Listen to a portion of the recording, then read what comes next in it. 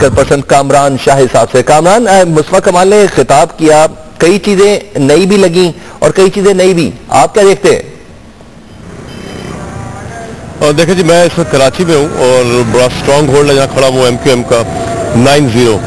असल बात यह है कि कल से लेकर आज तक जो मैंने लोगों से बातचीत की, अभी तक उस तरह का इम्पैक्ट जो महाजर वोटर है जिसको अट्रैक्ट कर रहे हैं मुस्तफा कमाल साहब, जहाँ से वो निकले हैं, मुझे अब तक नजर नहीं आया। मैं भी मेरा भी जो मिलने जुलने का या लोगों से इंटरेक्शन का जो दायरा है वो बड़ा महदूद हो और आगे जाके जब लोगों से मजीद लोगों से मिले तो पता चले, लेकिन अभी पाक सरजमीन पार्टी या उसके हवाले से जो इम्पैक्ट है वो नजर नहीं आ रहा यहाँ पर महाजरों वोटर्स के अंदर भी मुस्तफा कमाल साहब। अच्छा कामरान, वो तो अभी नजर नहीं आ रहा। मुस्तफा कमाल और उनके रुफाका की एक दरीना ख्वाहिश थी कि बाकायदा तौर पर पार्टी का नाम आज अनाउंस किया जाएगा, पाक सरजमीन पार्टी का नाम रखा गया है और इस नाम की ग्राउंड्स क्या है उससे मुतल्लिक भी उन्होंने आगाह किया। आप समझते हैं कि आने वाले दिनों में ये कराची के अंदर कोई रोल प्ले कर पाएगी?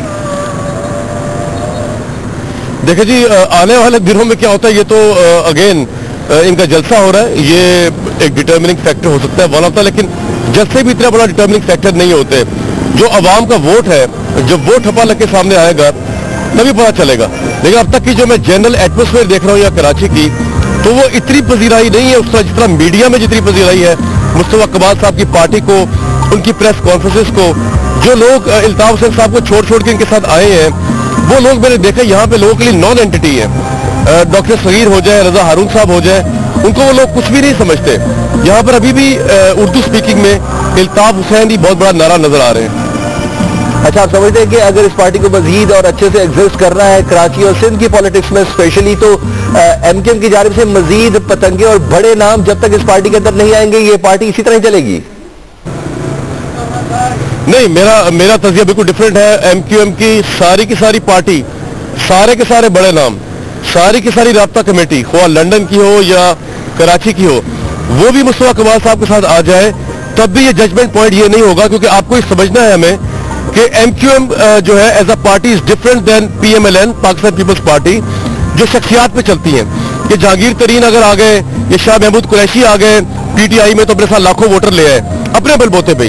यहाँ पे कोई ऐसा रजा हारून शाह महमूद कुरैशी नहीं है, यहाँ पे कोई ऐसा डॉक्टर सगीर जो है वो जहांगीर तरीन या वो सिकंदर बोसन या वो जाहिद हामिद नहीं है, जो अपने बलबूते के ऊपर जो है वो वोट कैरी करें और उनको पीपल्स पार्टी के अपने कायद की नाम की जरूरत ना हो।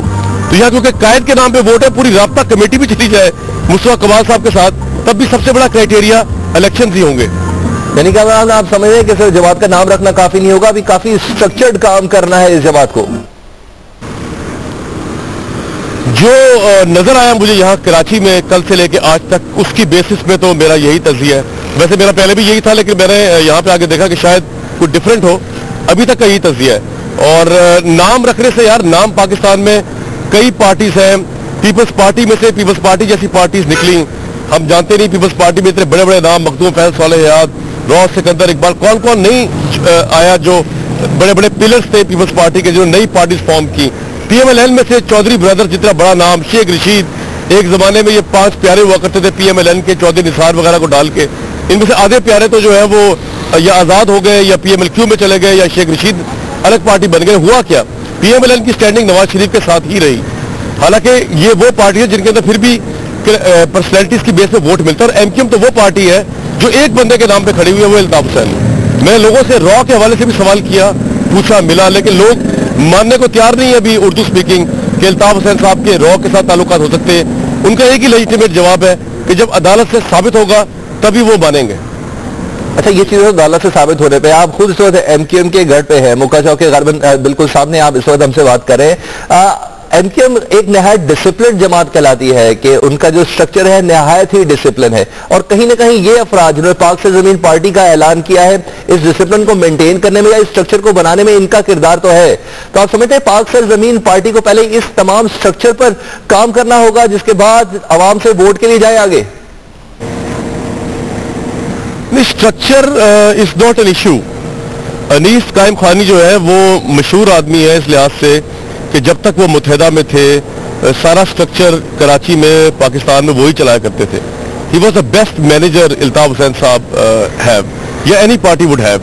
लेकिन बेस्ट मैनेजर को एक्सिक्यूट करने के लिए भी लोग चाहिए, लोगों की रिस्पांस फोर्स चाहिए, वोटर्स का कॉन्फिडेंस चाहिए मुस्तफा कमाल साहब पे। अदरवाइज बड़ी से बड़ी ऑर्गेनाइज फोर्स कुछ नहीं कर सकती। मैं आपको मिसाल देता हूँ जमात इस्लामी की, विद ऑल ड्यू रिस्पेक्ट, बड़ी ऑर्गेनाइज पार्टी है।